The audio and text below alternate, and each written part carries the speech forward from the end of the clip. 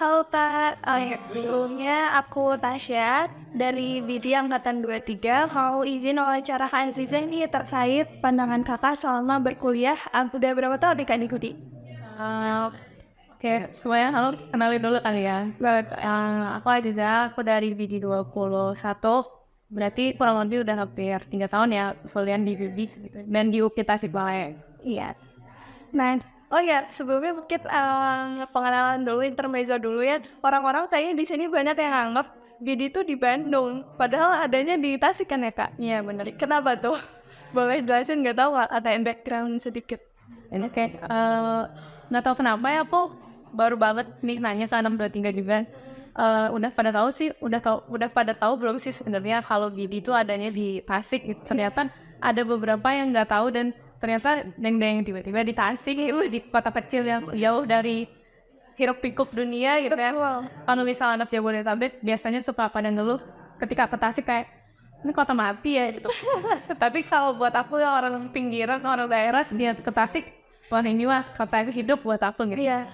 Terus nggak tahu ya kalau misal kayak gitu paling kecerobohan aja sih. Tapi ya mau gimana ya kalau biasanya yang kayak gitu ya udah dijalanin aja gitu. Tasik gitu tiba-tiba. Jadi ini sekelas info ya guys, bisnis digital itu kebetulan adanya di kampus daerah Tasikmalaya, bukan yang di Bandung. Gitu. Nah oke, sekarang kita mau langsung lanjut aja nih. Ini kan pengumuman SNBP baru aja, udah ini Kak, baru-baru.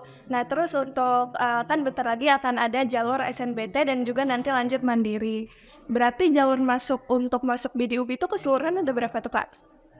Setahu aku sama seperti ada jurusan pada umumnya lah ya, ada yang rapot, terus juga tes tulis, terus mandiri, sama ada prestasi lah satu lagi ya. Itu kayak Terus, lanjut, apa sih yang bikin Kak Azizah tuh tertarik untuk mempelajari bisnis digital dan juga memilih jurusan ini? Lalu gimana Kakak melihat perkembangan industri di masa digital sekarang? eh FYI teman-teman bahwa aku adalah anak yang mau banget masuk ilmu komunikasi dulunya. Tidak mau kuliah kalau nggak mau masuk ilmu komunikasi. Tapi akhirnya salah jurusan sebenarnya aku lulusan 2020 kan, terus aku salah jurusan di 2020. Terus ya udah aku ngulang lagi SBMPTN dulu, namanya masih SBMPTN. Terus pas di masa pencarian itu aku nonton salah satu webinar dari Ahmad Zaki, terus panjang lebar ngejelasin startup, pendanaan, investing, dan lain sebagainya. Jadi kayak langsung udah bisnis digital. Pokoknya gara-gara itu langsung berubah nih dari yang maunya komunikasi banget, jadinya pindah Haluan ya Kak, tapi akhirnya enjoy kan setelah sejalannya. Oke, di BD tuh Kak belajar apa aja sih selama Kakak udah hampir 4 tahun ya, bentar lagi juga lulus tahun depan nih, belajar apa aja sih di BD tuh? belajar apa aja. Jadi teman-teman juga udah beberapa tahu ya, yang di luar BD beberapa tahu bahwa BD itu punya 4 penjurusan ya, 4H, hacker, hustler, hipster, dan hound. Jadi belajar apa aja sebenarnya bisa dibilang ilmunya cukup sakah ya, kayak semua dipelajari. Betul. Jadi ya belajar digital marketing iya, akuntansi iya, terus juga UI UX juga iya, terus programming juga iya gitu. Tapi balik lagi ke minat masing-masing mahasiswa BD yang mau kemana sebenarnya, mau mendalami yang benar. Jadi BD itu singkatnya perpaduan antara bisnis dan juga teknologi informasinya juga ada ya Teh. Jadi benar-benar diverse banget guys buat kalian yang Lebih saya seratah ya, bukan baik itu kan nggak bisa tuh. Oke, jadi ada banyak pertanyaan juga nih Kak yang pernah beberapa anak-anak SMA tanya kayak perlu wajib buat bisa bahasa Inggris nggak sih Kak di jurusan BD ini tuh? wajib atau enggak. Nggak wajib, tapi semua orang tahu bahasa Inggris pengen kelar ya gitu. Cukup itu aja lah ya. Oke. Nah terus kayak mungkin ada beberapa anak yang dia tuh sebenarnya tertarik untuk masuk di industri di lingkup prodi bisnis digital, tapi kayak masih mikir 2 kali karena apakah ada kayak banyak hitungannya nggak sih Kak di prodi kita tuh? Banyak itu lagi atau enggak, aku rasa sih nggak terlalu banyak ya, justru Nggak terlalu banyak. kebanyakan pelajarannya tuh lebih ke kreativitas sih yang lebih lebih dominan dibandingkan hitung-hitungan. Paling ada di beberapa matkul kayak akuntansi atau matematika bisnis kalau yang hitung-hitungan. Nah, nggak tahu nih sekarang BD juga lagi restrukturisasi kurikulum, nggak tahu nantinya akan seperti apa, apakah tiba-tiba jadi banyak hitungan, itu saya juga nggak tahu. Itu sih Moni. Jadi aman sih guys, so far aku juga kayak ngerasa hitungannya juga nggak terlalu kompleks ya kak, kayak masih ini, jadi insya Allah aman guys. Jadi jangan takut matematika, jangan takut matkul hitungan, ayo join aku juga matematika.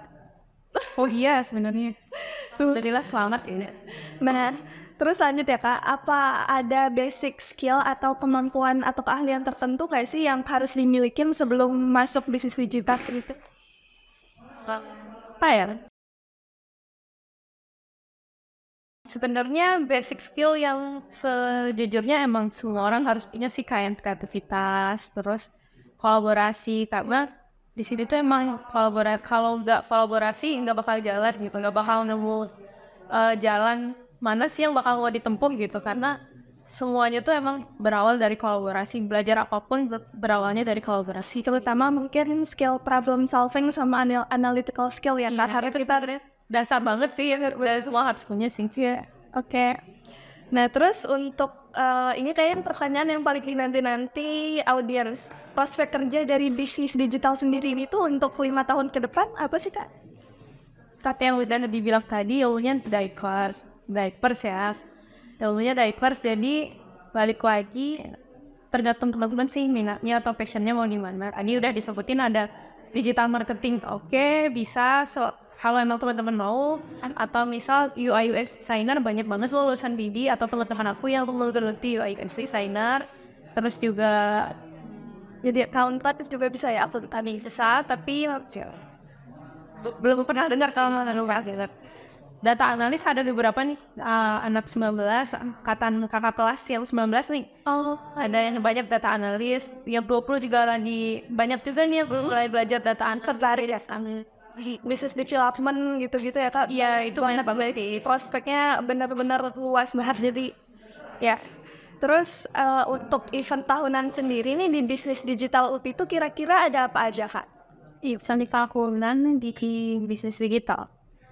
Tahunan biasanya event tahunan biasanya diadain sama himpunan mahasiswanya atau DPT dikenalnya. Biasanya tuh ada kegiatan kenal lebih dekat gitu dengan mahasiswa baru ya. Ada di Digipro yang pertama, ODWP dulu, Waden Fradi, kemudian ada Digimon, terus juga ada Digipro, ada di Letra. Intinya tuh pengenalan terhadap prodi, terus kenalan sama cutting biasanya tuh seru banget ya, kayak kata bonding gitu ya. Benar-benar kan BD tuh terkenalnya sama cuttingnya yang kayak sokap, tapi sebenarnya bonding banget ya. Nggak sokap sih, emang bondingnya gila, emang berasa itu sih. Ya jadi buat kalian nih yang kayak mikir tuh gimana ya aku bisa adaptasi nggak ya, bisa punya temen gak ya kayak buat maba-maba nih mungkin nanti yang masuk jurusan ini, nggak usah khawatir karena benar-benar kakak tingkat DVD itu sangat open, welcome banget ke kita. Dan aku juga sebagai angkatan anak 23 kayak ngerasa banget kayak kekeluargaannya tuh dapet masih Cuttingnya memang banget sih. Iya benar kak, setuju.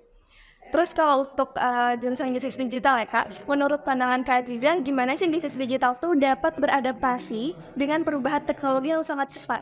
Apalagi ada AI juga kan sekarang yang katanya itu akan menggantikan pekerjaan manusia di masa depan datang. Menurut pendapat kan sehingga? Menurut aku jangan terlalu khawatir sih selagi kita emang punya bidang yang didalami, dipelajari, karena kalau misal udah punya satu bidang, sebenarnya nggak harus juga jadi spesialis sih. Anak BD itu banyak banget yang generalis juga. Iya betul-betul. Tapi mereka tetap on track dengan, walaupun dengan perkembangan teknologi yang gila, karena kita juga dapat beberapa matkul kayak artificial intelligence di semester atas. Walaupun emang sifatnya masih dasar, tapi setidaknya ya ada pengenalan dan lebih aware sama hal-hal kayak ya, jadi aman lah ya kak, dapat seru buat karena justru adanya AI itu untuk mempermudah kita nggak sih Kak? Betul. Kayak bukan orang tuh lebih khawatirnya kayak ya apaan nih ntar kayak robot segala macem, tenaga kayak kasir segala macem mau diganti robot AI. Padahal kan justru dengan adanya AI diciptakan AI sama manusia justru untuk mempermudah pekerjaan kita sehari-hari ternyata. Oke, lanjut. Sebagai seorang yang bergerak di bidang bisnis digital nih kan, menurut kakak gimana kakak melihat peran atau keterlibatan atau kontribusi pemerintah dalam mendukung perkembangan bisnis digital di Indonesia? Waduh, berat juga nih pertanyaannya ya. Tapi perasaan diundang ke sini katanya mau ngobrol ringan gitu kan. Apa jadi karena dikit ada Boleh peran pemerintah yang coba. Kalau ngomongin peran pemerintah, yang aku rasain banyak sih. Misal kalau dari prodi kita, bisnis digital, pemerintah tuh dia dari Kominfo, dia punya program Seribu Startup Digital. Pasti banyak teman-teman yang udah tahu lah ya, Seribu Startup Digital. Dan program ini juga udah ada studi independennya juga nih. Kalau misal teman-teman di semester 5 atau 6 mau ikutan itu bisa banget. Atau bahkan sebenarnya benar-benar Seribu Startup Digital ini sangat-sangat inklusif sih. Webinarnya banyak tersebar di YouTube, terus bootcampnya dan lain sebagainya itu sangat-sangat open buat siapapun yang mau belajar mengenai startup gitu. Atau nggak hanya itu sih, bahkan kementerian-kementerian lain punya banyak program-program yang emang terbuka ya teman-teman mahasiswa belajar kayak gitu dan yang pernikahan ini. Betul. Nah, kapan sih berarti tahun depan lulus ya Kak? Nggak usah diingetin bisa nggak? Ya ini semangat bocil FNA ya guys. Buat kalian yang belum tahu, aku tadi lumayan jelasin Kak Azizan ini tuh salah satu masuk ke 10 besar mahasiswa berprestasi. Ranking berapa tuh Kak? Peringkat berapa? Ter-8 ya Kak kalau nggak salah. Keren banget guys, ini kita lagi berhadapan sama narasumber yang aktif banget dan benar-benar sekeren itu pas kuliahnya. Jadi mungkin untuk adik-adik yang mau masuk jurusan ini bisa banget ditiru nih rekap jejak Kak Aziza yang baik-baik ya. Dan tadi kata kemarin jadi mau apres nih Kak, boleh diceritain nggak sih Kak gimana aja dari mulai kayak prosesnya terus sampai kakak sampai akhirnya itu gimana aja sih? Kan di sini banyak penasaran juga nih. Prosesnya bisa dibilang cukup panjang karena itu seleksinya dari tahun lalu, jadi bisa dibilang kurang lebih 1 tahun lah prosesnya. Mulai dari pemilihan di tingkat kampus daerah atau setara fakultas, terus juga selanjutnya itu kita ada jeda tuh setahun untuk benar-benar kayak nambah portofolio karena portofolio itu emang ngaruh banget kan untuk penilaian mahasiswa berprestasi. Terus juga setelah itu seleksi tuh untuk bisa masuk ke 10 besar mahasiswa berprestasi di tingkat universitas. Nah, setelah masuk ke sana ternyata persaingannya lebih gila lagi ya, warnanya lebih gila lagi gitu. Ternyata aku adalah orang paling santuy di sana gitu ya. Karena orang-orang yang aku rasa aku udah prepare nih, tapi ternyata ada yang lain tuh ya, prepare-nya lebih gila, terus persiapannya lebih gila, terus ya di sana jadi tersadar bahwa tidak ada proses yang instan ya teman-teman gitu. Benar-benar melihat teman-teman di sana perjuangannya, wah gila, prepare banget dan emang oke, gue mau jadi mapres nih gitu. Pas aku nyampe sana kayak persiapan apa yang sudah aku lakukan gitu sih. Itu berarti waktu terakhir tuh di Bandung ya Kak? Betul, itu baru banget. Di UPI-nya langsung? Kebetulan di luar UPI tapi deket di hotel travel. Wah keren banget. Berarti ke-8 dari 10 itu keren banget loh Kak. Menurut aku achievement yang benar-benar patut diapresiasi. Dan di situ kebetulan ya guys, selain Kak Aziza ada juga kemarin itu Kak Mizan ya Kak, juara ke-4 ya sebagai Wapres UPI. Wah Masya Allah guys, ada 2. Ini mungkin penerusnya bisa banget ya meneruskan jejak langkah Kak Mizan dan juga Kak Aziza sendiri. Tahun depan harus juara 1 berarti. Waduh, udah nggak sebatangnya tinggi sekali. Oke. Kan jadi Wapres nih Kak, sebelumnya pernah kayak ada kepikiran gak sih kayak waktu maba atau mungkin di semester 2, 3 kayak oke, I have one goal that I have achieved, I wanna be Wapres, that one Wapres. Itu pernah kepikiran gak sih sebelumnya? Atau mungkin emang ngalir aja dan kebetulan kepilih atau gimana Kak? Kayaknya hoki itu beberapa tahun ke depan kepake dan sekarang gitu. dan lebih ke nggak pernah nargetin jadi mapres. Sebenarnya salah satu goals yang perlu dia achieve dia ya mahasiswa sih, lebih fokus ke, kalau aku pribadi dia udah fokus aja proses apa yang bisa dilakuin selama jadi mahasiswanya nih. Ya jadi lebih mengutamakan ke prosesnya kan, nanti outputnya mungkin ya gimana nanti, dan juga kita jangan lupa melibatin Tuhan ya guys. Betul. Wah keren banget Kak. Terus mungkin ini penutup ya Kak, ada nggak sih Kak? Ada nggak sih kayak tips dan trik buat kita, buat aku sendiri juga, kayak apa aja sih pilar-pilar akademik yang harus dilalui dalam dunia perkuliahan supaya kayak ketika kita jadi fresh graduate tuh kayak mikir when we take a look back gitu di masa perkuliahan, duh gue nyesel nih gue nggak ngelakuin ini, nggak ngelakuin itu. Kayak ada nggak sih tips-tips kayak atau mungkin langkah-langkah konkret atau kayak alur yang harus dilalui supaya kita merasa kita sudah optimal gitu di dalam dunia perkuliahan itu sendiri? Berarti pertanyaan, saya bukan Mario Teguh teman-teman ya. Gimana ya? Jalanin aja, terus ya jalanin aja, libatin Tuhan, dan kalau bisa jangan berlayar tanpa peta sih. Karena benar-benar berlayar tanpa peta tuh fail. Ada tuh kosongan aja ketika menjalani prosesnya gitu. Jadi baiknya ya harus ada checkpoint yang teman-teman udah punya gitu, misal di per tahun atau di per beberapa periode kayak gitu sih. Terus apa lagi ya udah sih kalau aja paling saya paling terus. Jadi ya di diri juga mungkin kan ada ini ya Kak, kayak banyak banget kompetisi, kayak misalnya business case competition teman-teman atau business plan competition, dan itu tuh lingkupnya ada nasional dan juga ada internasional ya Kak. Kayak waktu kemarin yang aku ingat tuh dari Student Catalyst ya, itu salah satu organisasi yang bergengsi gitu, dan kalian bisa banget guys kalau dari maba atau kayak udah nyemplung gitu, kalian tanya aja setara tingkat, karena pasti lebih banyak pengalamannya dan kalian bisa tanya-tanya tuh ke mereka gitu. Kita aja kan buat wow ya Pak. Sama satu lagi sih harus tetap. Kalau kata Pak Adam, Wah ini ya Pak Adam dosen favorit, salah satu dosen favorit ini guys.